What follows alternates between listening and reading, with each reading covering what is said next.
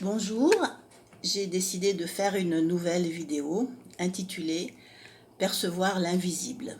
Soyez les bienvenus auprès de moi. Mes premières vidéos réalisées pendant le premier confinement ont été appréciées par quelques-uns. J'ai donc décidé de continuer. Vous les trouverez toutes sur ma chaîne YouTube. Aujourd'hui, je vais reprendre le thème de ma première conférence réalisée à la librairie La Clé de Vie du Mans le 3 octobre 2020 qui s'intitulait « Comment percevoir l'invisible ». Alors ce que j'appelle l'invisible, ce sont des plans de conscience, des dimensions de l'au-delà. Ce ne sont pas les plans matériels, on les appellera donc plans spirituels. L'être humain est en relation avec ces plans car nos émotions et nos pensées pénètrent ces plans invisibles.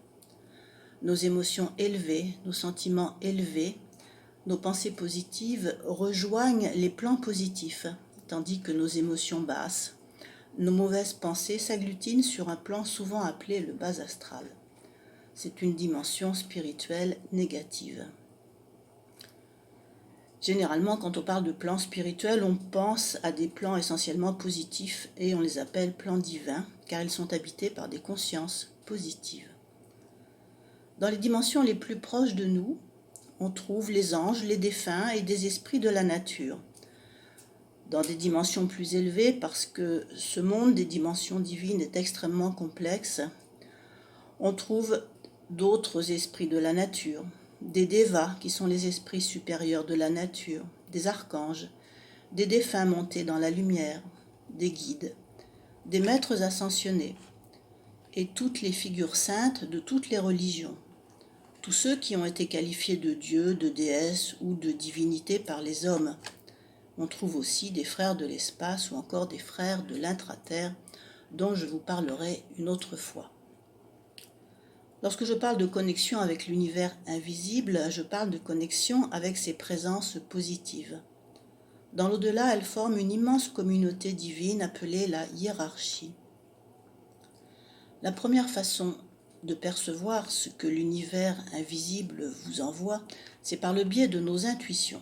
Intuitions qui viennent bien évidemment perturber le cours de nos existences et de nos décisions. Sachons les reconnaître lorsqu'elles nous arrivent et sachons les suivre. L'intuition se reconnaît au fait qu'on sursaute.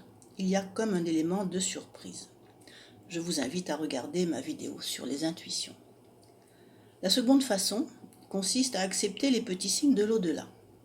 Alors ils apparaissent au moment précis où nous sommes en pleine interrogation. C'est l'aspect coïncidence, l'aspect synchrone qui nous les fera reconnaître comme signes essentiellement subjectifs et uniquement adressés à nous. Les plus courants, les petites plumes blanches, les pièces de monnaie, les répétitions de chiffres, un bruit, un flash de lumière, un mouvement, des paroles en réponse à nos pensées. De même, je vous invite à voir ma vidéo sur les petits signes de l'au-delà. La troisième façon consiste à développer ses facultés extrasensorielles. Elles sont toutes en nous en potentiel. Maintenant, savoir si on pourra les développer ou non, c'est autre chose. Elles s'appuient sur nos 5 sens de base, ainsi que sur le 6e sens qui est le mental, et nos facultés de logique, et le 7e qui est l'intuition. Avec Dorian Virtue, on peut les rassembler en 4 chapitres, c'est-à-dire la clairvoyance qui s'appuie sur la vue, la clairaudience qui s'appuie sur l'ouïe, la clairsentience qui s'appuie sur le toucher et les émotions. Parfois on parle de clair-relation, de clair-émotion, d'empathie. Mais il y a aussi la clair-saveur qui s'appuie sur le goût et la clair-olfaction sur l'odorat. Enfin, la clair-connaissance, elle s'appuie sur les qualités du mental alliées à celles de l'intuition. On peut la décliner également en clair-guidance, clair-information, médiumnité ou télépathie. Maintenant, chacun développe la faculté qui lui correspond. En attendant de développer vos qualités propres de perception directe, vous pouvez utiliser ce que j'appelle des amplificateurs, tels que le pendule, les baguettes parallèles qui sont aussi appelées baguettes de sourcier ou baguettes coudées, Les cartes comme le tarot, les oracles, ou encore des procédés de divination divers et variés selon les pays. Il y a aussi la musique sacrée, le tambour, les bols tibétains, les bols chantants, le chant intuitif.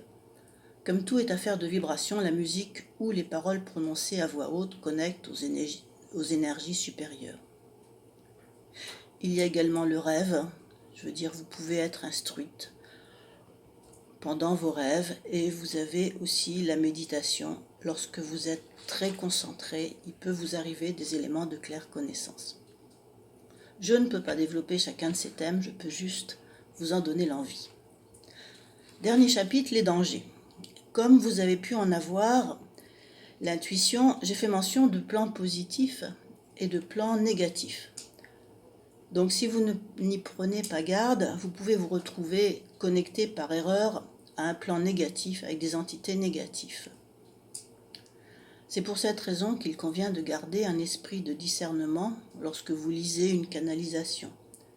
Attachez-vous au contenu de ce qui est dit, pas à la façon dont la personne l'a reçu. Chacun est différent, chacun perçoit différemment les plans invisibles. Lorsqu'une personne développe des qualités de contact avec l'invisible, des entités négatives sont intéressées.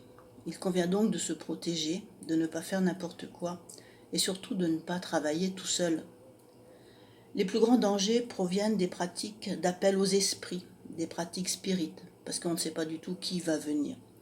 De l'utilisation du Ouija, vous savez, la tablette avec des lettres et des chiffres. De l'écriture automatique, où on laisse le bras être possédé par on ne sait pas qui.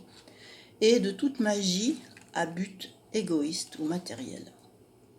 Je vous invite à voir ma vidéo intitulée « Reconnaître la vraie guidance de la fausse ». En conclusion, ce qui doit vous guider, c'est la pureté de vos intentions. C'est votre volonté d'œuvrer pour le bien commun. C'est votre volonté de manifester l'amour inconditionnel dans votre vie. Le développement de vos facultés extrasensorielles ne sert pas forcément votre avancée sur le chemin de votre accomplissement. Ce n'est peut-être pas le chemin choisi par votre âme avant votre naissance. Peut-être votre chemin est-il seulement de développer la valeur travail, la valeur des relations familiales, peut-être des qualités d'imagination ou de création, des qualités de bâtisseur ou de réparateur, des qualités de soignant ou de chercheur. Peut-être votre but est-il de faire de la politique ou de devenir influenceur, de développer des contacts entre les pays ou de participer à toute œuvre de coopération, de justice ou de paix. Je termine en vous souhaitant une réflexion inspirée à propos de votre chemin de vie.